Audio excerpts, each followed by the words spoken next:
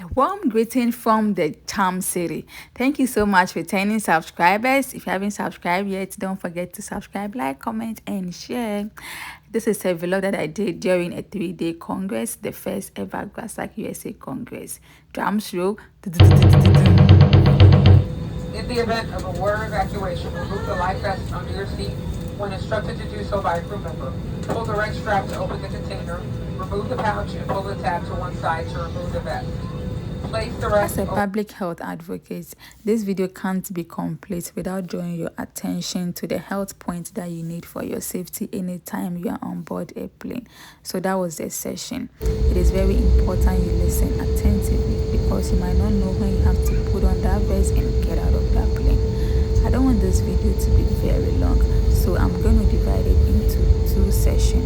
The first part is all that happened on day 1 and day 2. And part 2 is all the gist that happened on day number 3.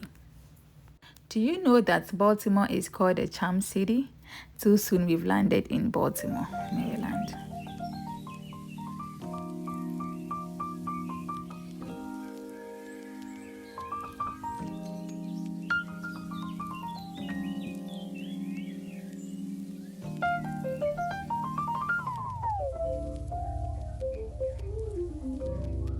So over here I'm waiting for my ride.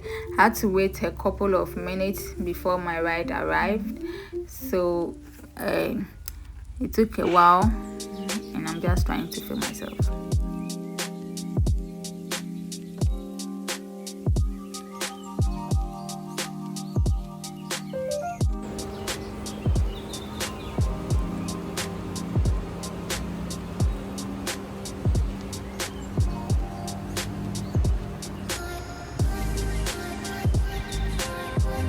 I got to Maryland a day before the Congress, so I had to spend the night in a different apartment before moving to the center the next day. Next day, I had to prepare and go to the hotel and check in.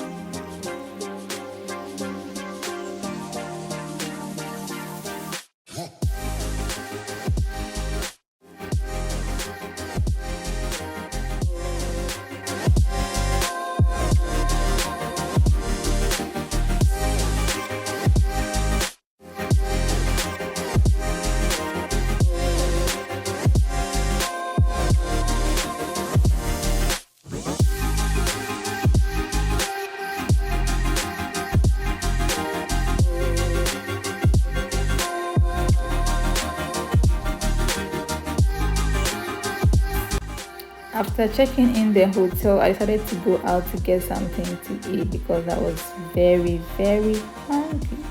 Yeah, I was waiting for my ride to pick me up, and oh guys, I had a special treatment. So the vice president of GRASAG USA took me around that day to get everything that I needed. So shout out to you, Mr. Vice President Desmond. A friend recommended a restaurant in town and we got there to get something. Here checking out some of the menu. It was amazing. Reserve that story for another day. Finally, the first day of the Congress, it was dubbed the Akwaba Night. Akwaba in Ghana simply means welcome. So it was a welcome session that was made to welcome all the participants to the Congress and to do a formal introduction. That was the president of GRASAG USA. He's shy. Shout out to you, Mr. President. He's not shy actually. So we had snacks, we had chicken, we had Hausa cocoa, and we had some indoor games. Hausa cocoa is a popular street food in Ghana.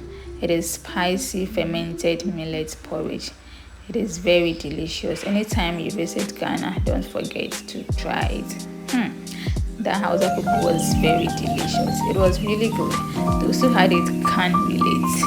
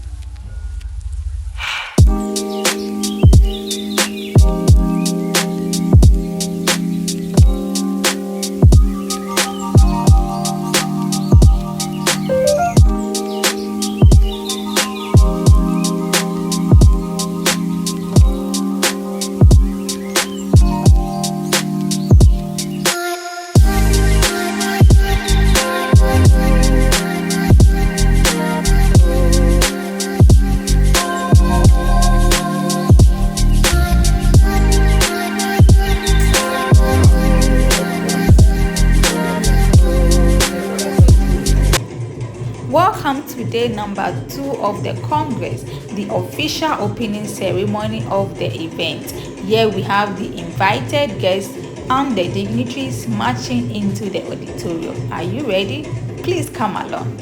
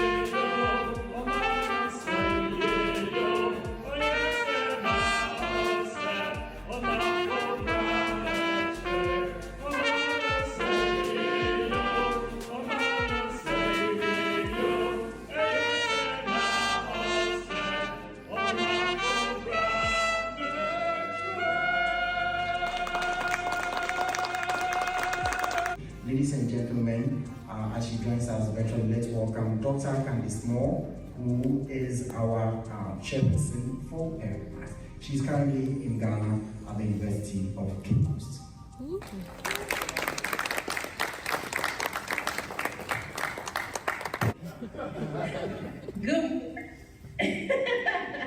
Good morning and good afternoon, colleagues. Akwaba, and welcome to the United States of America, First Congress, and 8th anniversary celebration at the University of Maryland in 2024. Through our official opening, please join me in celebrating our very first Congress.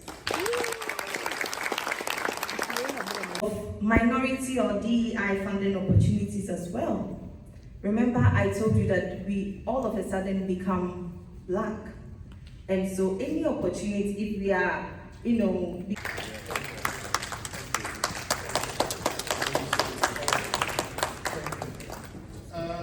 Can I have 1 second? Yes. So, he didn't know this.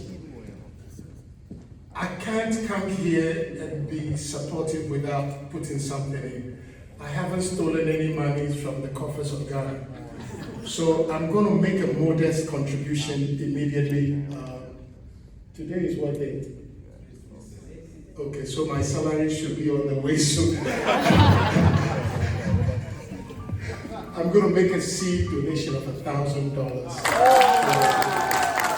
And pray for us to do more, okay? God bless you all.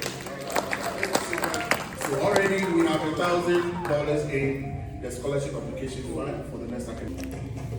That was some slides from the opening ceremony. We had the founding president coming to talk about the history of GRASAG USA and how it all started. We also had some dignitaries coming to talk about their stay in US in general, what you have to do, what you don't have to do, what they did, what they didn't do, and all that. After that, there was a commercial break. Let's go for a commercial break.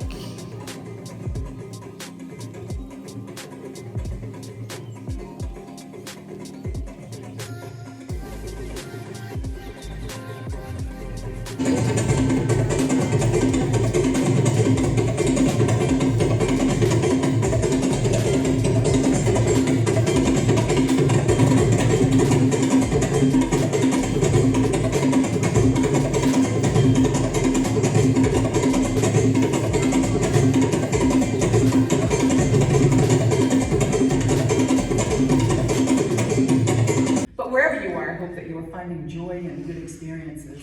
But you will go back with new knowledge, with new partnerships, with new collaborations.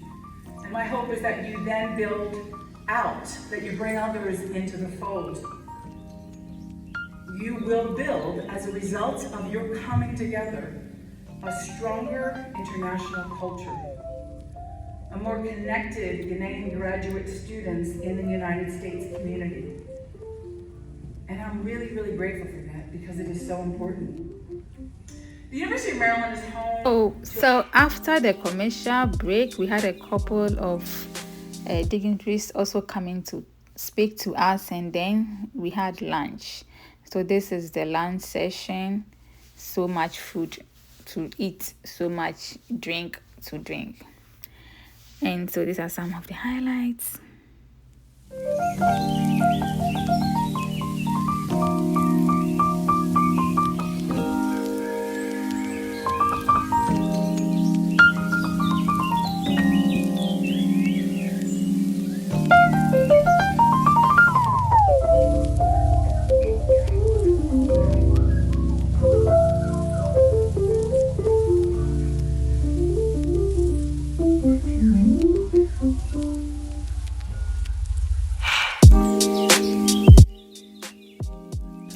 This was me trying to live healthy.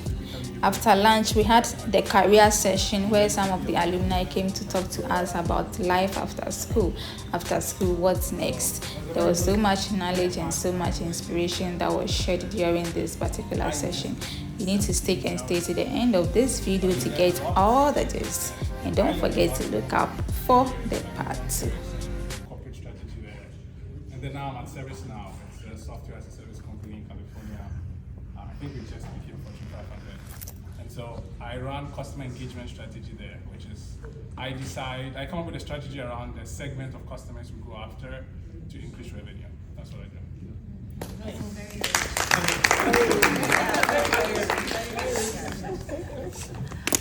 Hello, good afternoon. My name is Stephanie Langston. My background is also in civil engineering. I did my undergrad at KNUST. So I met some former KNUST folks here. I was in Independence Hall. So I did my undergrad at Tech, and then I moved to Georgia Tech in Atlanta for my master's and PhD, also in civil engineering. And I was still in the transportation field. My graduate work focused on climate change adaptation and transportation infrastructure. But now what I do is so my role is to help our employees transition through the change, going from what we've always done as a business into So I always say I'm a civil engineer by training, but I have never worked a day as a civil engineer in my life before. But I still think it's important that I am able to use the civil engineering thinking that I have, and it has made pathways or created pathways for me in my career. So I'll stop. Intelligence. Whenever I go into any room, I watch who looks like the most powerful person in this room. What is important to them? Who is a follower? Who makes decisions? The things I say to those different people are different. The way I negotiate with those people are different. You can't only operate based on your IQ. You need to operate very highly, especially as you progress in your career, on your EQ. Study people and understand them. Like, remember their dog's name, remember the things that make them tick. It will be absolutely important. Now, I say all this to say, for example, for resumes, I'm actually solving for both. The HR person gets a profile, typically, of the type of people they want to hire. And the hiring manager also has a set of technical qualities that they're looking to hire. So I can give the manager technical information, but also know that if an HR person took this, there is simple language and simple description of impact and scale for that to matter. For example, I was a teaching assistant at X State University. Great, cool, really impressive. How many courses? How many students were you a teaching assistant with? What was your rating? You always want to show your scale of impact. If I said I was a project manager, and I just said I managed a project, was it a $1 million project? Was it a $10 million project? How many people under you did you manage? Tell me how big your work was. Tell me how impactful your work was. And tell it in a language that if I'm an HR, or if I am a highly technical manager, I can understand. I'm not saying it's easy. You need mentors to help you think through it. That's why you show it to somebody else, and they say, this makes sense to me, this doesn't make sense to me. But that is where you want to reach. I'll pause there. All right. My, oh my, that was one of the alumni giving us a session on how to build a very good resume. You need to always show your scale of impact. It is important for you to let your employer know the number of people that you impacted. The numbers are really important. This brings us to the end of day 2 of the Congress. And over here, we're taking some pictures. So networking, your network is your net worth. So anytime you get opportunity to go for any event, don't forget to network. You will definitely need them someday, one day.